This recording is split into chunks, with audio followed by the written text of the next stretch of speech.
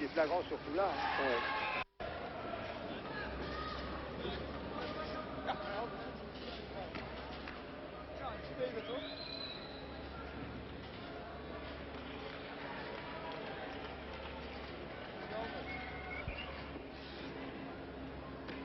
Je pense que peut-être, tu vois, tu sais qu'il y a un nouveau règlement, le penalty, tu peux demander 2 minutes à la place. Ouais.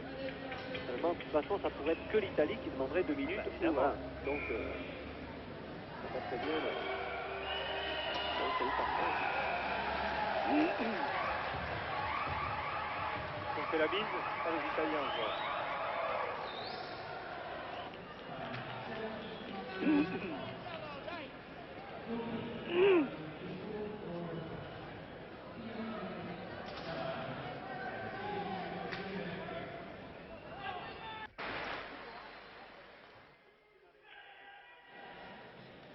Magnéto Paris, moteur.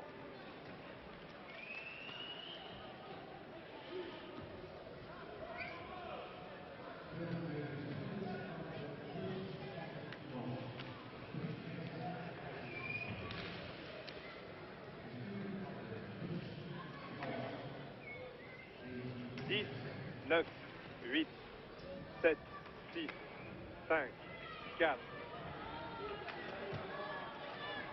Troisième et dernière période du match qui oppose en ce championnat du monde de groupe B la France et l'Italie. La France en blanc, les Italiens en bleu. Les Italiens, vous l'avez peut-être vu sur l'écran, avec encore un tir italien ici. Les Italiens qui mènent 4 buts à 1 avant ce troisième tiers-temps et qui sont donc bien placés, mon cher Tristan Alric, pour gagner la médaille d'argent de ce championnat. Le vainqueur de ce match était médaille d'argent. Pour l'instant, on peut penser que l'Italie a pris quand même une solide option avec 3 buts dans la première période pour un but de Peloffi et un but dans la deuxième période sur extrêmement rare sur pénalité. Une équipe italienne qui, sur le vu des deux premières périodes, pour l'instant, mérite de mener au score. Hein. Absolument, je crois qu'il n'y a rien à dire. L'équipe italienne s'est retrouvée aujourd'hui, parce qu'elle avait très mal joué hier. Je pense qu'aujourd'hui, vraiment, elle a retrouvé tout son talent et ça sera très difficile, effectivement, pour les Français de pouvoir remporter ce match, surtout en étant mené 4-1 au score au début de troisième tiers-temps. Alors nous avons ici l'équipe italienne qui, après une minute de jeu, c'est à peu près le compte en général, a changé, avec une équipe française qui a maintenant sa troisième ligne, Asville, Boson devant, et je pense Schmitt-Pérez derrière. Oui, c'est ça. Voilà. Schmitt précisément ici qui vient de dégager et d'essayer de relancer là. Christophe Ville maintenant qui va tirer. Bon tir mais qui passe à côté. Pérez à la lutte ici pour récupérer le palais. Farelli tout seul poursuivi par Schmitt. Oh là là là là là là. Sylvia s'était couché, c'est passé très très très à côté. Contre-attaque française, ça va très très vite dans ce match aujourd'hui. Très bon tir. Bien contré par Jim Corsi, l'excellent gardien italien Christophe Ville qui calme le jeu, qui cherche un partenaire. Ils n'ont pas bien compris avec As là. Palais bloqué. Et l'arbitre va siffler, oui, on change de joueur. Avec maintenant, je vois là, oui, sur la glace, la troisième ligne italienne, Janone au centre, Carlacci, Catenacci, alors que nous revoyons ici au ralenti. Ah oui, c'était juste, hein, très très juste là. Oui, heureusement que le palais a touché le bord extérieur de cette cage, car Charlie Oh là là, avait bien laissé un joué bel là espace, encore. Là. Bien joué de la part de Farsi qui est entré en jeu, tiens. Il n'avait pas joué tous ces derniers matchs. Hein. Voilà, le Jean-Paul Farsi qui fait un retour là. Dans ces championnats du monde, il faut dire que Jean-Paul Farsi a vraiment eu une baisse de forme là depuis quelques semaines et les sélectionneurs ont préféré l'écarter au profit de Délé. Délé qui est sur la piste aussi là. Délé, le blanc, le grand, l'immense, le moine à l'arrière là-bas, le meilleur arrière de ce tournoi. Et Dilien qui était le meilleur gardien de ce tournoi jusqu'à présent, je ne suis pas sûr qu'après les 3 buts qu'il ait pris dans la première période, il le reste à la fin de ce championnat du monde. Je pense que ce sera Jim Corsi qui une fois de plus sera le meilleur gardien du championnat du monde. Jean, une pénalité contre la France qui va donc jouer avec un joueur en moins, 4 contre 5.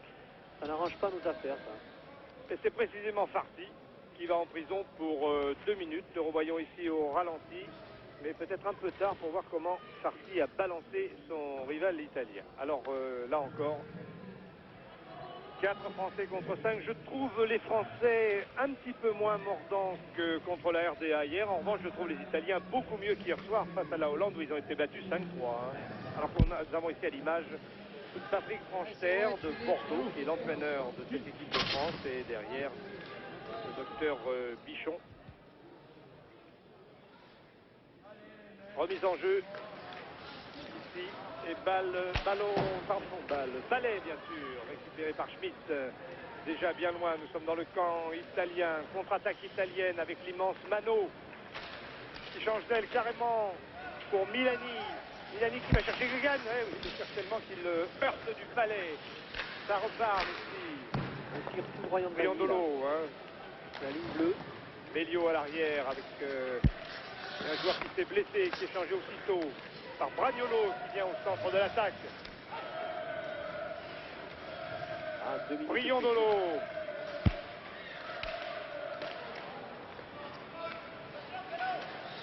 Pelofi qui vient de récupérer ce palais. Pelofi, le capitaine de l'équipe de France. Il reste encore 1 minute et 12 secondes de prison pour la France. Et... Oui, Bordelot, Pérez. Et on change. C'est Lemoine, Leblanc à l'arrière maintenant. Ville qui revient en attaque. Le jeu a été arrêté pour un hors-jeu à la ligne bleue. Oui, dommage. J'ai l'impression que Tilien a été un peu hésitant dans cette première période. On ne peut pas lui attribuer au moins le deuxième but qui a été marqué sur un tir qui a été détourné malencontreusement par Leblanc dans les filets. Mais tout de même, on a eu l'impression qu'il était pas tout à fait à son affaire dans ce premier tiers-temps. C'est excellent gardien par ailleurs, Tilien. Mastroulot là, Mastroulot. C'est difficile de jouer dans cette zone où il y a beaucoup de soleil. Oui, il y a une zone de soleil devant le gardien italien Corsi, ce qui vraisemblablement imposera un changement de côté au milieu de cette troisième période. Qui est croisé là pour Farelli, qui a pu reprendre. Lemoine derrière sa cage. Lemoine pour Christophe Ville, oui. Alors qu'il reste 40 secondes. Il y a personne à l'aile là. 40 secondes encore. Les ententes encore entre Ville et As. Toujours 4 Français sur la glace. Lemoine qui essaie de distribuer, mais les Français sont plutôt en défense. Et c'est le palais. Oh là là. Oh là là là là. Et oui, grosse faute là de Lemoine, hein. Oui, il s'en veut et il y a de quoi. Ça aurait pu coûter très très cher. Alors les joueurs, nous revoyons ici l'action. Les joueurs italiens qui sont sur le banc ont protesté parce qu'ils estimaient que Leblanc, on va voir, avait posé la... il ne l'a pas posé. Ah si, quand même, il a... il a bloqué, oui, oui, en dessous, dessous, bloqué, oui. Oui, mais volontaire ou pas, là, un petit peu volontaire, allez. Hein, oui. Ouais, un petit peu. Nous revoyons toujours au ralenti. Briandolo, là, qui va tirer. Oui, mais arrêt de Tilien. Et alors, le jeu reprend. Il reste 20 secondes avant la fin de la prison française. Parti rentrera. Il y a Richer maintenant sur la glace. Ah, il faut tenir là. Richer, le grand. Le Français volant. Contre-attaque italienne, très rapide. Tire très loin là-bas de Tennessee. Voilà, la prison est terminée pour l'équipe de France. Heureusement. On va pouvoir rejouer à 5 contre 5. Parti qui est revenu. Pérez pour l'instant. Pérez à l'attaque qui va chercher Parti. Il ne trouve pas, qui est balancé par Tennessee. Et l'arbitre. Voilà. Obstruction. Faire trébucher, le signe conventionnel. Ouais. Un coup, c'est la France qui prend 2 minutes de pénalité, qui se retrouve à 4 contre 5. Et maintenant, c'est l'Italie. Espérons qu'on aura un peu plus de réussite que les Italiens avec cette supériorité numérique, car on en a bien besoin. Oui, 4-1, je vous le rappelle, 4 minutes 10 de jeu effectif dans cette troisième période, alors que vous voyez Tennessee ici en prison pour une charge irrégulière sur Fars. La première ligne française est revenue en jeu avec le comte Bordelot et le capitaine Pelofi, avec Christophe Ville à l'arrière, tiens, et Leblanc. Une équipe donc plus offensive. Patrick Franchter a décidé donc de tenter le tout pour le tout maintenant, en mettant en arrière un attaquant, Christophe Ville. Tilien pour Leblanc. Leblanc pour Christophe Ville. Oui, voilà. Christophe Ville qui va tenter d'attaquer, oui. Pelofi. Oh là là, il est bien isolé là-bas. Bien isolé au milieu des Bleus. Lecomte, coincé par De Pierrot. Ça revient vite qui tire. À côté, à gauche. Christophe Ville toujours en possession du palais. Pelosi. Bordelot, tire de Leblanc. Les Français mettent maintenant tout ce qu'ils peuvent pour essayer de remonter ce lourd handicap de 3 buts. Les Italiens ont réussi à sortir le palais de la zone de défense et... Toujours 5 contre 4 en faveur de la France. Christophe Ville. Eh non, Pelosi se fait prendre le palais là. Leblanc, Ville. Bordelot. En jeu. Et encore 52 secondes de prison pour le joueur italien. Malheureusement, hors jeu de Bordelot, là, sur cette action que nous revoyons ici. Là, on revoit le tir, la passe de Bordelot et le tir de Leblanc qui a failli rentrer dans la cage. Surtout que vous le voyez, le gardien était battu. Malheureusement, le palais est passé à gauche. Ah, il aurait fallu taper au-dessus parce qu'il était bien couché en travers, hein, quand même. Mastroullo, c'est un excellent arrière de cette équipe italienne, bien parti maintenant vers la médaille d'argent. Mastroullo qui a reçu un coup de crosse au deuxième tir-fin. On a vu la blessure d'ailleurs. Parti à nouveau sur la glace qui est revenu pour jouer ce dernier match de l'équipe de France. L'équipe de France qui, vous le savez, de toute façon se maintient dans le groupe B. Et après le mauvais départ pris dans ce championnat, c'est déjà, il faut bien le dire, un exploit. Parti. Schmitt. Salé. Salé qui tire de très loin, mais très à côté. Pérez, Schmitt en défense pour la France. Voilà, la prison italienne est terminée. Schmitt qui tire. Pérez a toujours le palais pour les Français. Voilà, hors-jeu. Hors-jeu. Et les Italiens demandent un hors-jeu volontaire, donc de faire l'engagement en zone de défense française, mais il semble bien que les arbitres ne le voient pas de la même façon. Ils ne l'accordent pas. Voilà. Apparemment, ils ne l'accordent pas. Lemoine revient à l'arrière avec Leblanc.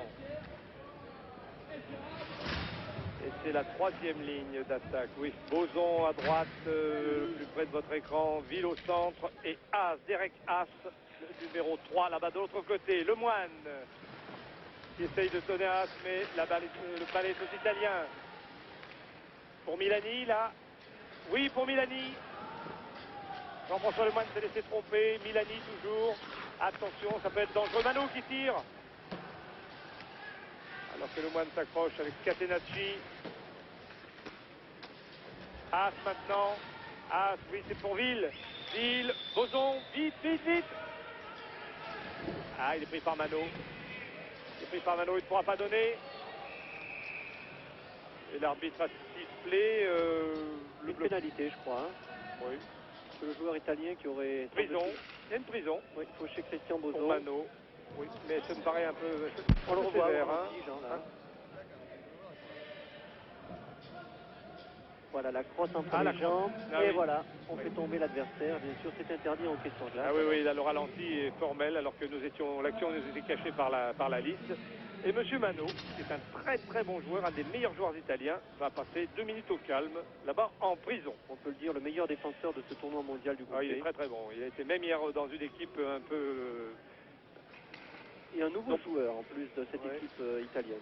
Une équipe hier qui s'était bien relâchée contre la Hollande. Et bien Mano s'est battu jusqu'au bout, jouant tantôt en défense, tantôt en attaque, en étant très souvent présent sur la glace. Voilà, palais injouable. Difficile de jouer le palais contre les balustrades d'aujourd'hui. Oui. Et une remise en jeu avec la meilleure ligne les deux meilleures lignes françaises, tant en défense qu'en attaque.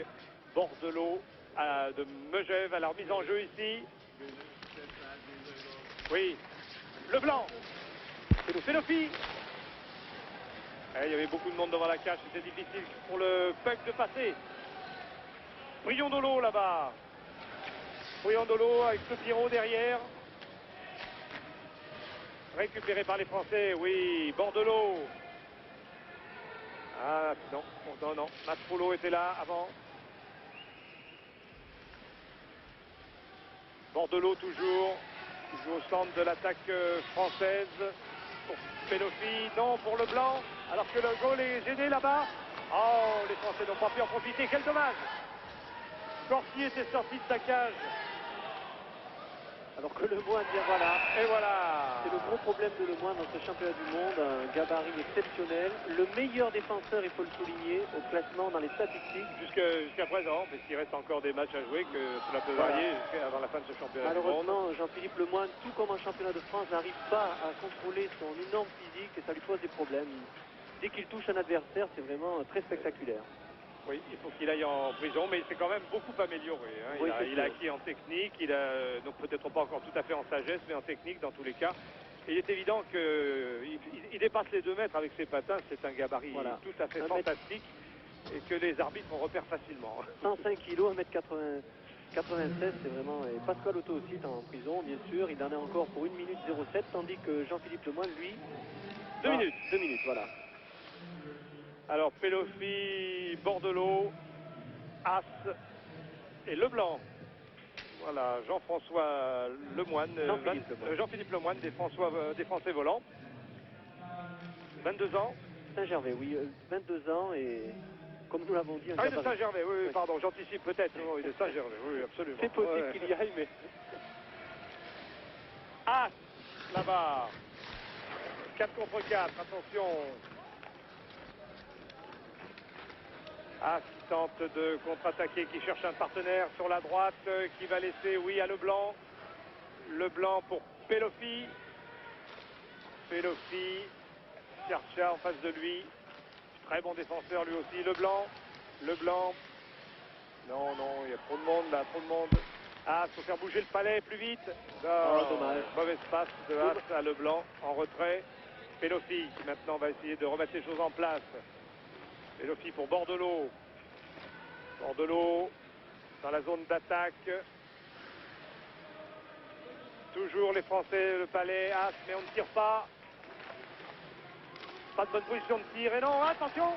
Ah, dommage, là. Bien contré par Corsi. Le revers de Pelofi n'a pas pu marcher, alors qu'il reste encore 3 secondes. Et attention, là, il est un peu seul, l'attaquant italien, mais il a trop attendu.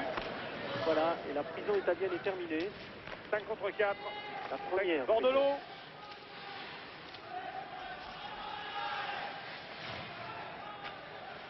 « 4 contre 4, oui, il y a tout, oui, absolument, il y a 35 qui ont le même temps, évidemment. Attention, Nano. Oh là là là là là là là. Les Français toujours à 4 contre 4 maintenant. Schmitt, mais oh là là, les Français ne sont absolument pas placés en attaque. Dallet vient juste d'entrer. Voici Dallet. Encore 5 secondes pour les deux prisons. Un peu désordonné là pour l'instant dans cette équipe de France. Le changement de joueur ne s'était pas très bien effectué, c'était tout de même un peu dangereux. Il sera difficile là pour l'équipe de France de revenir au score. Nous rappelons que l'Italie mène 4-1. Il reste encore un peu plus de 10 minutes à jouer. Oui, nous sommes presque je ne sais pas si les joueurs vont changer de côté parce que le soleil a disparu. Donc on vient de voir là Charlie Tillien qui a arrêté ce palais. Charlie Tillien, on ne le dira jamais assez, qui a fait un championnat du monde exceptionnel. Ah oui, remarquable. D'autant plus qu'il avait la tâche très redoutable de remplacer Daniel Marek, qui a été pendant 10 ans le portier de l'équipe de France, qui a 150 sélections. Oui, je dois dire que pour Charlie Tillien, c'est vraiment très bien. Surtout qu'il n'était pas forcément le gardien numéro 1 en arrivant ici à Eindhoven. C'était Frédéric Malétroit, et puis c'est avéré qu'en fait, Charlie Tillien, dans les championnats du monde, était meilleur que Malétroit. Tir de loin. Oh là là là là là là là là là. Très beau tir de loin de Marc Rouleau là. Voilà. Et on change de côté quand même. Voilà, oui, alors donc, comme vous l'avez expliqué, Jean, tout à l'heure, il y avait beaucoup de soleil dans les 2 premières périodes, et donc les arbitres ont estimé que pour ne pas défavoriser l'une ou l'autre des 2 équipes, on fait changer de camp au milieu de 3e période. Il n'y a plus de soleil, au cas où il reviendrait. Mais ça me paraît bien compromis ici à Eindhoven où il pleut beaucoup. Je sais pas si on voit Jim Corsi. Voilà, Jim Corsi, qui finira sans doute comme le meilleur gardien de ce tournoi. Il est 2e actuellement derrière Tillien. Tillien qui a quand même pris aujourd'hui 4 buts. Ça pourrait, je pense, modifier ce classement. C'est reparti avec Schmitt ici. Richer qui n'a pas contrôlé. Parti qui apparemment a pris la place de Pajonkowski.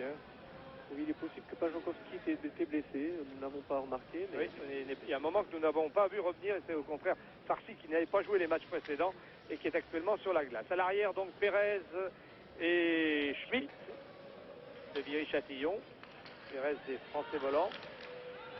Et puis Dallet, Richer et Farsi. On voit Ville et Pélopi là, seulement. Pélopi, capitaine. Un très beau tir. 35 ans. Vous avez compté ces sélections, 110 pour le capitaine. Ah oui, il a 103 exactement. 103. Et Pélopi qui, en principe, joue ici son dernier match en équipe de France. Les gars, 10 minutes. La troisième ligne française d'attaque est en place avec à l'arrière Lemoine. Et Leblanc. Et Leblanc, car Botteri, je ne sais pas, on ne le voit plus beaucoup non plus. Alors que normalement, il aurait dû jouer sur cette première ligne. C'est un beau tir italien de Carlacci ici. Ah, les Italiens se sont bien repris depuis leur défaite devant la Hollande hier soir. Alors que Boson essayait de passer en force là. Ville là-bas qui essaye de récupérer Boson, mais non. Palais toujours italien.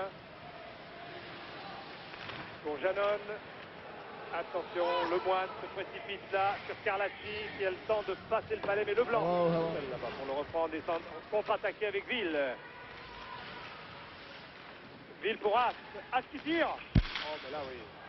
Ça ne pouvait pas tromper Corsi. Absolument pas. Et le palais sort dans les gradins. Donc on va remettre en jeu. Ah, je pense qu'il sera très difficile pour l'équipe de France maintenant de remonter au score. Surtout si elle joue de la manière dont... Nous voyons ici l'entraîneur des Italiens. Et il faut dire que dans ce championnat du monde, si on accepte la Suisse, eh bien toutes les équipes se tiennent vraiment, et les 7 autres équipes se tiennent vraiment de très très près, avant ce match, il y en avait 5 à 6 points. Absolument, c'est la première fois dans l'histoire des championnats du monde du groupe B que l'on voit vraiment des scores aussi inattendus. Bordelot là-bas. Il n'a pas eu le temps de récupérer. Schmitt non plus. Pélopi pour un Italien.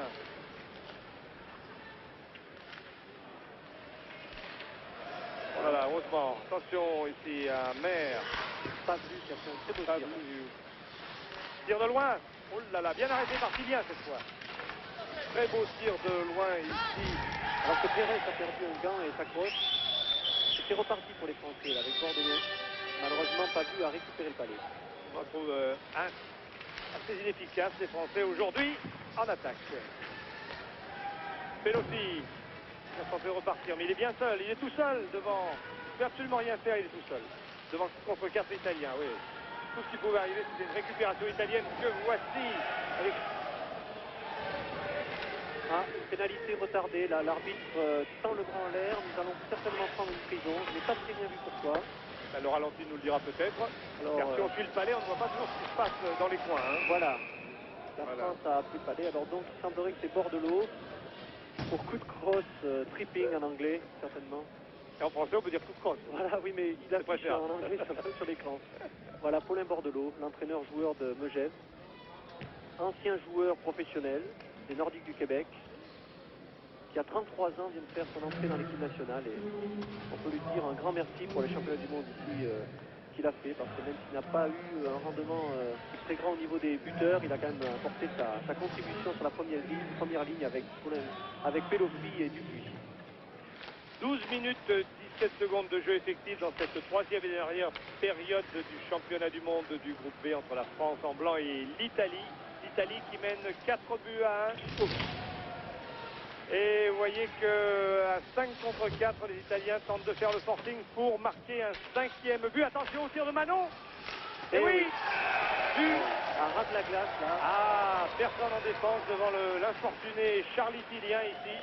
Et un très bon tir de Mano. J'espère que nous allons le revoir. Ah oui, bien placé. Bonne frappe. Terrible frappe ici à ras de la glace. Et 5e but italien. Là, je crois que l'affaire est entendue pour l'équipe italienne. Je ne vois mal l'équipe de France remonter un score pareil, 5-1, alors que nous sommes à la 12e minute de jeu dans ce troisième tiers-temps. La deuxième place de ce championnat du monde du groupe B reviendra maintenant, je pense, très certainement à l'Italie. Mais c'est déjà une bonne chose que l'équipe de France puisse disputer cette deuxième place, parce qu'au départ de ce championnat du monde, on ne s'attendait pas à un match pareil, à avoir un enjeu pareil pour l'équipe de France. Je dois dire même qu'à mon retour des championnats du monde de patinage lundi dernier, le climat était plutôt pessimiste en France. On voyait plutôt le retour en 3e division. Hein. Voilà, dans le groupe C. Ouais. Comme quoi, en fait sur glace, il faut attendre la dernière journée pour être fixé. Donc satisfaction pour cette équipe de France où tous les problèmes sont loin d'être résolus, me semble-t-il, mais qui tout de même se maintient dans le groupe B. Voilà. Daley ici. Daley Richer. Richer, oh là là, sévèrement contré par l'Italien et ça ne lui plaît pas du tout. Hein. Voilà, et de nouveau, une pénalité là. Pénalité, j'espère, contre l'Italien. Hein. L'arbitre, M. Barinov, a fait le geste conventionnel, retenir. Oui. Retenir, Un alors... petit coup de prison pour l'Italien. Voilà. Ça me paraît tout indiqué. Corsi proteste, comme on le voit, le gardien. Mais il a tort, nous allons le revoir. Oui. Richer. Oui, l'expulsion est nette, là. Hein. On joue l'homme, et non pas le palais. C'est pas bien, aller en prison. Il s'agit de M. Pasqualotto, le terrible moustachu. Je profite de cette interruption pour saluer et souhaiter un rapide rétablissement à M. Jean Ferrand, oui, président de la Fédération Sport de glace, que nous espérons retrouver très bientôt au bord des patinoires. Voilà, vous voyez cette tête de Pasqualotto qui est pas visage engageant, hein, ce jeune homme. Hein. Ouh là là. Mais très sympathique en dehors de la glace, je peux vous l'assurer, pour le connaître très bien. Et moins dessus, beaucoup moins dessus. Alors, et oui, on en met un attaquant supplémentaire, me semble-t-il. Boson, oui, c'est absolument, c'est Pelofi. Attaquant supplémentaire à 5 contre 4 pour essayer d'en profiter et de réduire ce score en faveur des Italiens, je vous le rappelle. 5-1, Pelofi qui joue arrière.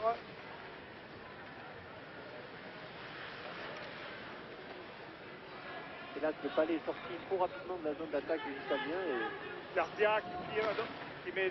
Oui, il n'y a pas de dégagement interdit en ce moment. Dilien qui arrête, oui. Palais contrôlé par le gardien français Charlie Dilien de Saint-Gervais. Charlie Dilien qui avait pris quand même un petit peu de risque là, hein, qui avait laissé un peu trop jouer. Alors que l'on voit là le très jeune entraîneur national italien, Mike Kelly, un coach canadien, entraîneur du club de Halle depuis 2 ans, et qui a remplacé un compatriote, Ron Ivani, qui est parti à Davos cette saison.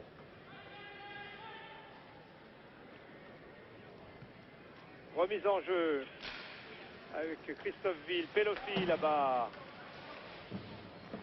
Bordelot qui va essayer de relancer à l'aile droite, oui, pour Pelofi. As derrière lui, loin devant, mais non, trop loin, Corsi est là. Voilà, attention, ça peut être bien pour Pelofi. Mais non, je trouve, mon cher Tristan, que les Français ne tirent pas suffisamment. Une très mauvaise passe ici. Oui. Pour Pelofi ne pouvait contrôler. Dilien est sorti. Alors qu'il y a un Italien qui a été balancé. Vous avez raison de le signaler, Jean. Nous sommes en supériorité numérique à 54 et on n'arrive pas en zone d'attaque à vraiment, avec un joueur supplémentaire, à faire un manier de palais, à le monopoliser. Ça, c'est un petit peu le drame de cette équipe de France. On est à la limite, je dirais qu'on est plus fort en infériorité numérique. On l'a vu pendant tous les championnats du monde. Quand on joue à 4 contre 5, et bien, ma foi, on arrive à s'en sortir et même à marquer des buts.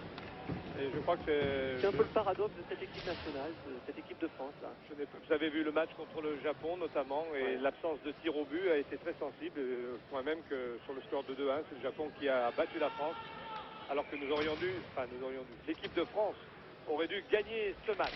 Ça repart. Encore 58 secondes de prison pour Pasqualotto. Parti là. Ah, c'est dommage, c'était pas loin. Alors que la cage, là, voilà. L'arbitre à nouveau, mais la cage est déplacée, donc on arrête le jeu. Il semblerait que l'Italien soit fait mal, là, en touchant le poteau. Croyez-vous. Voilà, on le voit, il a pris la cage en plein dans le dos. Heureusement qu'il s'agit de cages qui s'enlèvent très facilement. Il n'y a juste que 2 piquets en fer plantés dans la glace, mais très superficiellement.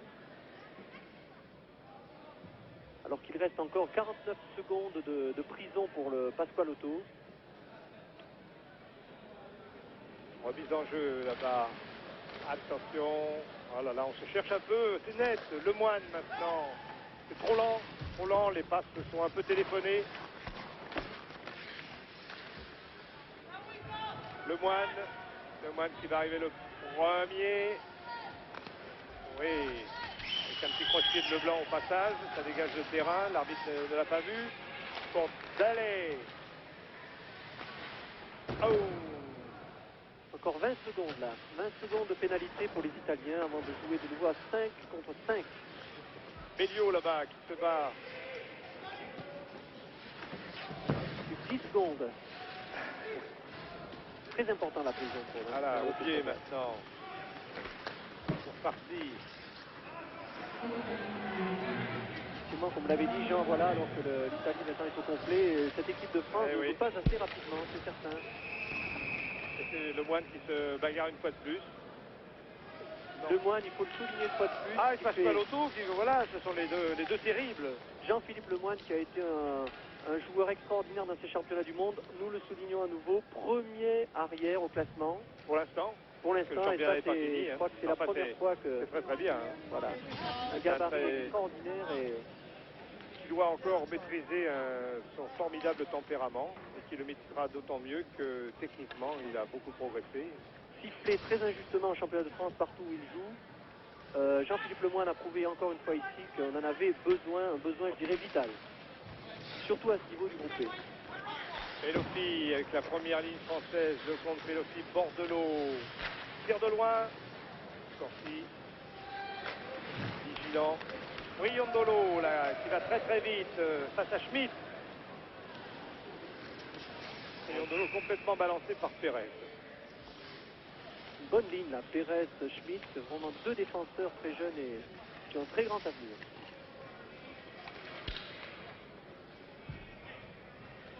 Les Italiens ont leur troisième ligne, Catenacci, Carlacci et vraisemblablement... Ah non, ils ont mélangé, c'est Briondolo qui est là, avec Mascolo à l'arrière.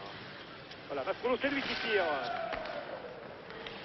Pérez maintenant là-bas. Belle montagne aussi, sur la glace. Voilà, une pénalité là pour les Italiens. Oui, le bras élevé, Pelofi.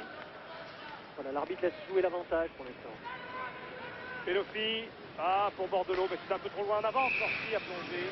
Voilà, nous allons certainement le revoir, Jean, en ralenti. Pérez a été vraiment chargé incorrectement contre la balustrade, charge incorrecte, vous allez voir. Il faut savoir qu'au hockey sur glace, on a le droit de charger un joueur, mais il ne faut pas avoir plus de 3 pas d'élan. Il y a la manière aussi. Oui, la manière. qui d'ailleurs est mal définie. Hein, voilà, et Dieu sait si Pérez est un joueur solide, un fort gabarit, mais là, c'est vraiment exagéré. Alors que l'on revoit l'entraîneur italien Mike Kelly. Et que nous retrouvons vraisemblablement la deuxième ligne, Richer. Et encore une occasion pour les... Ville est à l'arrêt. Et oui, alors du coup, on remet un attaquant supplémentaire, voilà. Puisque c'est Ville qui est défenseur, Christophe Ville, qui est en général plutôt au centre avant. Voilà, Christophe Ville, le voici. Avec Richer à sa droite, oui. C'est le moment où jamais. Mais il n'y a personne au centre pour reprendre. Ah, c'est trop loin. Christophe Ville, Leblanc qui... Oh là là, non. C'est le moment où jamais, là, nous sommes à 54, il reste moins de 4 minutes à jouer dans ce troisième quart-temps et si on veut marquer un but, c'est le moment. Alors que nous voyons... bagarre, là, voilà. Le hockey sur glace, c'est un sport viril, mon cher Jean. Absolument. C'est très bien, d'ailleurs. Les téléspectateurs, généralement, aiment beaucoup. Oui, mais il faut quand même préciser aux téléspectateurs que le hockey sur glace est un sport viril. En général, ce n'est pas un sport violent. Et d'autant plus qu'il y a... Les joueurs ont vraiment une carapace de protection sur leur maillot que l'on ne voit pas. Mais quand même, on en a une idée quand on voit la largeur de ces jeunes gens. Hein. Par exemple, l'Italien, là. Là, voilà, Béliot, normalement, là... un petit peu. Béliot devrait être pénalisé. Le défenseur italien. Alors que le jeu a déjà repris, pendant qu'on voit ce ralenti. Et qu'il reste un Italien en prison encore pour 1 minute 25 secondes. L'Italien à 4 sur la patinoire. Christophe Ville. Attention. Il y avait un Italien en embuscade ici. Ça repart. Christophe Ville, donc il ne peut pas tirer. Hors jeu, et oui. c'est toujours la même chose. Nos joueurs ne se regardent pas assez. On dirait que lorsqu'on joue, c'est difficile de regarder où sont ses coéquipiers, mais... Ah, ça sera difficile. Oui. 3 minutes à jouer, 5-1 pour l'Italie. Effectivement, oui. Alors que la première ligne française, Pelofi, Lecomte, Bordelot revient avec Dallet cette fois en renfort pour l'attaque. On voit l'équipe de France là, le banc, avec Yannick qui n'a pas joué dans ce match. Il n'a d'ailleurs pas joué pratiquement les championnats du monde, mais enfin, il n'en demeure pas moins. Un très bon joueur, surtout dans son équipe de garde. Leblanc. Encore Bordelot. Bordelot qui essaye de donner à Pelofi. Toujours Bordelot. Dallet. Pelofi. Pelofi pour Dallet. Dallet. Pelofi. Pelofi qui joue ses dernières minutes d'international. Ah, s'il pouvait marquer, ce serait très très bien. C'est lui qui a marqué le but français. Dallet. Les Français qui font le forcing maintenant dans ces dernières minutes. Lemoine. Bordelot. Leblanc. Allez, il faut essayer de marquer là. Il reste encore 20 secondes de pénalité pour les Italiens. C'est le moment. Bordelot, le voici. Qui a croisé avec Pelofi. Dallet. Dallet qui se précipite. Une contre-attaque italienne maintenant avec Carlacci.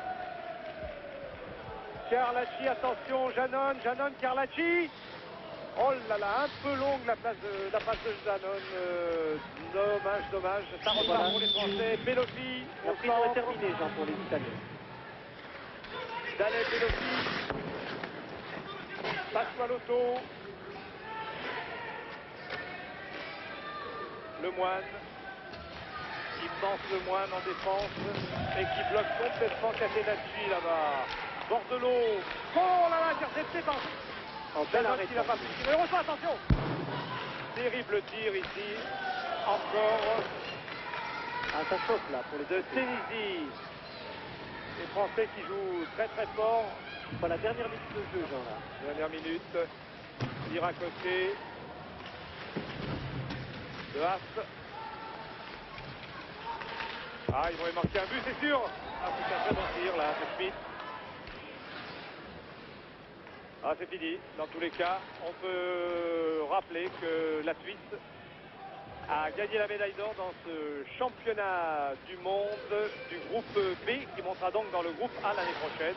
Oui, le championnat du monde qui auront lieu à Vienne pour le groupe A. Et l'Italie, donc médaille d'argent pour la médaille de bronze. Il faudra attendre parce qu'il y a actuellement 5 équipes qui ont le même nombre de points.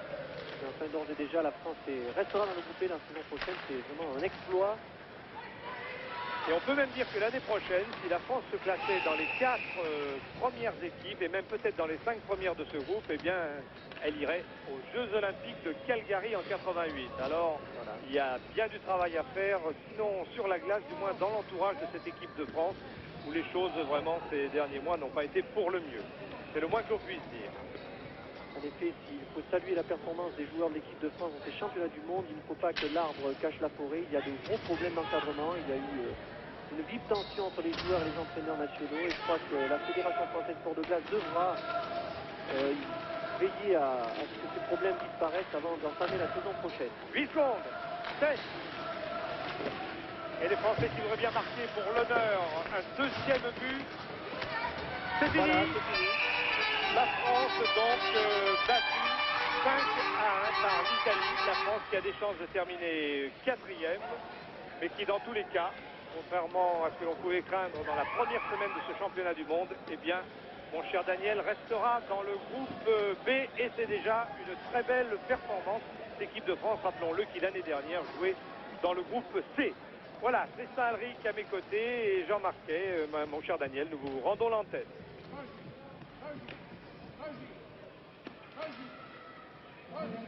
Magnéto Paris. Bon, bah je descends, je ne sais pas, monsieur Gervais est là. Bon, vous prenez les choses en main pour l'interview, je descends. Hein. Vous pouvez même faire tourner la machine maintenant si vous voulez. À tout à l'heure.